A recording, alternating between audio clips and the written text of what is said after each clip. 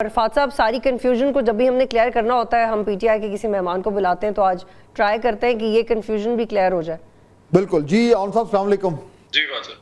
अच्छा, अब बड़े अरसे से ऑन साहब कई दिनों से ये मामला जो है ये चल रहा है कि पाकिस्तान तहरीक इंसाफ जो है उसका रवैया जो है वो इस्टेब्लिशमेंट की तरफ चेंज हो गया है, नरम हो गया है।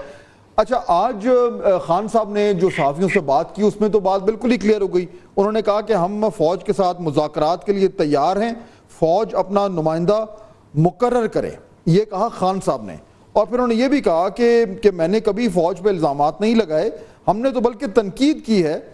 और साथ उन्होंने ये भी कहा कि घर में कोई बिगड़ा हुआ बच्चा हो तो उस पर तनकीद की जाती है। ये बिगड़ा हुआ बच्चा, क्या आप फौज की तरफ इशारा कर रहे हैं? अब फौज को आप बिगड़ा हुआ बच्चा कह रहे हैं? एक चीज याद रखिएगा, पाकिस्तान क्या दुनिया में कोई होली काउ नहीं है। देखें, आपके इदारे हो, आपके अशखास हो, गलती तो सबसे हो सकती है। कौन सा दुनिया में ऐसा इदारा है या ऐसा शख्स है जिससे गलती नहीं हो सकती? हम सारे इंसान हैं। सो अगर जिस रियासत में हम रोक लेते हैं और अगर उस इदारे में, किसी इदारे में, चाहे वो सुप्रीम कोर्ट हो, चाहे एस्टैब्लिशमेंट हो, चाहे कोई और भी इदारा, इवन के पार्लियामान हो, आपके वज़ीर आज़म, आप उन पर तनकीद भी करते हैं, आप उन पर बात भी करते हैं, इसमें कोई बड़ी बात नहीं है। फौज के हवाले से अगर आप ये देखें तो पाकिस्तान की तारीख ऐसी गलतियों से भरी पड़ी है कि अगर आज की जनरेशन उसके ऊपर ये बात नहीं करेगी तो क्या मतलब हम सारे गुग्गू घोड़े थोड़ी? क्या जनरल ज़िया ने जो कुछ ज़ुल्फ़िकार अली भुट्टो से किया था, क्या हमें इजाजत नहीं उस पर बात करने की? जनरल याहिया ने पाकिस्तान के 2 टुकड़े किए थे, क्या इस पे बात नहीं हो सकती? इवन कि जनरल मुशर्रफ का जो मार्शल लॉ था, इस पे बात नहीं हो सकती? जनरल बाजवा के हवाले से जो मामलात है, हमें छोड़ें। आप ख्वाजा आसिफ की स्टेटमेंट देख लें कि 2018 अगस्त में इलेक्शन हो रहा है और 2019 के मार्च में ख्वाजा आसिफ को बुला के जनरल आसिफ कह रहे हैं कि मैंने इमरान खान की गवर्नमेंट गिराना है। I mean, can you imagine? So क्या इन लोगों पे बात नहीं हो सकती? तो खान साहब ये कह रहे हैं कि तनकीद करना तो हमारा हक है, लेकिन उसका ये मकसद नहीं है कि हम किसी से, हमारा कोई कॉन्फ्रंटेशन चल रही है और उस तनकीद को पॉजिटिव भी देखा जा सकता है। Having said that, आप उसी वक्त देखें खान साहब ने ये भी कहा, और ये आज का नहीं है। तो मीर जाफर कहना और मीर सादिक कहना और कहना कि ये जंगल का बादशाह है, और ये कहना कि अगर मेरी ज़ौजा को कुछ हुआ तो मैं इनको छोड़ूंगा नहीं, ये सब कुछ ठीक था? आप देखें, आप एक या 2 लफ्ज को आउट ऑफ द कॉन्टेक्स्ट से उठाएंगे तो यकीनन वो स्टेटमेंट बड़ी अनजस्टिफाइबल लगेगी। बट अगर आप थोड़ा सा पीछे चले जाएं तो उस वक्त जो पाकिस्तान में हो रहा था वो कोई अंदरूनी साजिश नहीं थी।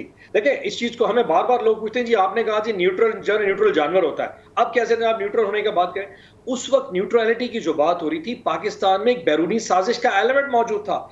अमेरिकन की जो स्टेटमेंट जो डोनाल्ड लू ने दी थी उसके हवाले से बात हो रही थी कि पाकिस्तान के अंदर एक मुंतखब हुकूमत को गिराने के हवाले से बाहर से फॉरेन पावर्स की कुछ ऐसे एविडेंस है जो लग रहा था यहाँ पे उस वक्त मुश्किल हो रही है। या कोई लोग कहते हैं साहब चले, मैं थोड़ा सा आगे चलता हूं क्योंकि हमने कल इसमें ना बड़ी तफसील से बात कर ली थी, लेकिन ये पाकिस्तान तहरीक इंसाफ के हमारे दोस्तों को बड़ी मुश्किल पैदा हो गई है ये जो जस्टिफाई करना कि वो फलाना, वो पहले वाला न्यूट्रल जो था वो ठीक नहीं था लेकिन अभी वाला न्यूट्रल ठीक है। I know it's a difficult situation, but चले, ठीक है, हो जाता है। ये हर सियासी जमात को कभी कभार इनडिफेंसिबल चीजों को भी डिफेंड करना पड़ता है। तो थोड़ा सा आगे चलते हैं। डायलॉग खान साहब ने कहा कि खान साहब ने कहा कि जी हम अब फौज से मुज़ाकरात करने के लिए रेडी हैं। कौन साहब, क्या मुज़ाकरात करने हैं आपने फौज से? Let's call spade a spade. हम एक दूसरे को ना अब चीजें अगर आई वॉश करने से पागल नहीं बना सकते। पाकिस्तान की सियासत में एस्टेब्लिशमेंट का रोल रहा है और रहेगा, ये भी दूसरी कोई राय नहीं है। इस इलेक्शन में भी एस्टेब्लिशमेंट का रोल था। तो ऑब्वियसली जब आपने फ्यूचर में जाके कोई कोर्स ऑफ इवेंट्स तय करने हैं, आपने कहा जी नया इलेक्शन करवाना है, so you have to sit with establishment. आपने उनसे बात करनी है कि जी कोर्स ऑफ एक्शन क्या होगा, क्या टीओआरस होंगे, एसओपीज क्या होंगे, कौन सी ऐसी गलती है जो पिछले 6-8 महीने में हुई है जिनकी करेक्शन होनी चाहिए। देखिए, ये जो लोग इस वक्त हुकूमत में बैठे हैं, लेकिन आगे बढ़ने से पहले ये बताइएगा कि अगर फौज आपसे अगर नहीं बात करना चाहती, अगर फौज आपसे बात नहीं करना चाहती, थोड़ा सा नहीं, देखिए ये तो उनका प्रेरोगेटिव है ना, हम तो अपनी ऑफर कर सकते हैं ना। अगर हमसे कोई कहे जी नवाज शरीफ या नून लीग हमसे क्या बात करना चाह रहे हैं, do they have the authority to discuss anything with us? वो तो खुद इस सिस्टम के बेनिफिशियरी हैं। अब सिस्टम का बेनिफिशियरी हमसे क्या बात करेगा जी मैं बात करता हूं, तुम सिस्टम में आ जाओ और मैं सिस्टम से बाहर। अगर ऑन साहब मैं यही इसी आर्गुमेंट पे मैं देखे ना, वो जो मैं शुरू में कह रहा था ना कि मुझे थोड़ी कंफ्यूजन हो रही है, वो कंफ्यूजन थोड़ा सा kindly help me understand this. मैं जेन्युइनली थोड़ा कंफ्यूज हो रहा हूं। आप कह रहे हैं कि आपने फौज से मुज़ाकरात करने हैं। खान साहब ने आज बिल्कुल यानी कि क्लियर वर्ड्स में कह दिया कि फौज हमें कोई नुमाइंदा दे, हमने उनसे बातचीत करनी है। फौज से मुज़ाकरात का आप कह रहे हैं जी हमने जो सियासी जमातें उनसे हमने बात नहीं करनी, उनके पल्ले तो है ही कुछ नहीं, हमने तो फौज से बात करनी है। लेकिन जब फौज से आप बात करेंगे तो आप जाहिर बात है कोई जो पॉलिटिकल इस टाइम सिचुएशन है उसी के हवाले से बात करेंगे। न्यूट्रल होना चाहिए या न्यूट्रल नहीं होना चाहिए, एक पिक करें। एस्टेब्लिशमेंट को किसी जो है वो इदारे के अंदर मुदाखलत नहीं करनी चाहिए और पॉलिटिकल मामलात में नहीं घुसना चाहिए। उन्हें बिल्कुल जो है वो न्यूट्रल होना चाहिए, उनको किसी जो है वो इदारे के अंदर मुदाखलत नहीं करनी चाहिए। जी बाफात साहब, हमने देखा मुझे ये बताइए ऑन साहब कि आपके जो मौजूदा चेयरमैन है वो कहते हैं कि जी हमने इनको गैर सियासी हो जाना चाहिए, फौज को का कोई रोल नहीं होना चाहिए सियासत में। आपके जो बानी चेयरमैन है वो कहते हैं मैंने उनसे मुज़ाकरात करने, मुज़ाकरात जाहिर बात है एक सियासी तौर पर करने हैं। Which one is true? Just let me explain to, आपने प्लीज थोड़ा सा ना दरमियान में उसको मुझे कंप्लीट करने दीजिएगा। खान साहब ने कहा हमने उनसे मुज़ाकरात करने हैं, जो कि असल इस वक्त स्टेक होल्डर पाकिस्तान की पॉलिटिक्स, पाकिस्तान की पूरी रियासत का जो सबसे बड़ा स्टेक होल्डर वो इस वक्त पाकिस्तान की फौज एस्टैब्लिशमेंट है। हम सबको पता है कि पाकिस्तान की पॉलिटिक्स में उनकी इन्वॉल्वमेंट रही है और रहेगी। बात भी उन्हीं से करनी है कि यहां पे आके आपको रियासत में कम से कम पॉलिटिक्स की हद तक आपको न्यूट्रल रहना पड़ेगा, आपको जमहूरियत के निदारों को रन होना पड़ेगा।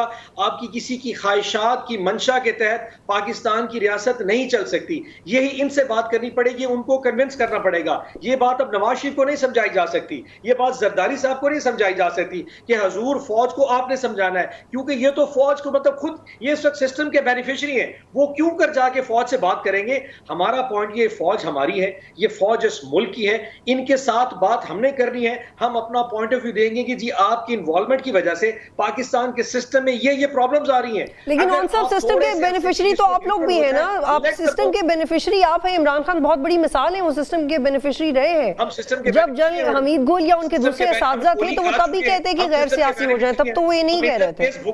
सिस्टम के बेनिफिशियरी हैं, मतलब खान साहब के ऊपर 10,000 केसेस होंगे, हम सिस्टम के बेनिफिशियरी हैं। 1 साल से वो जेल में पड़े, हम सिस्टम के बेनिफिशियरी हैं। मतलब आप can you explain madam please? जी फात साहब, जी चले हमारे पास वक्त खत्म हो गया, लेकिन ऑन साहब का पॉइंट आ गया। बहुत शुक्रिया आपका ऑन टाइम में ज्वाइन किया। बतूली कंफ्यूजन चल रहा है, देखते हैं क्लियर करते हैं कि अब एग्जैक्टली पाकिस्तान तहरीक इंसाफ जो है वो चाहते क्या है फौज से।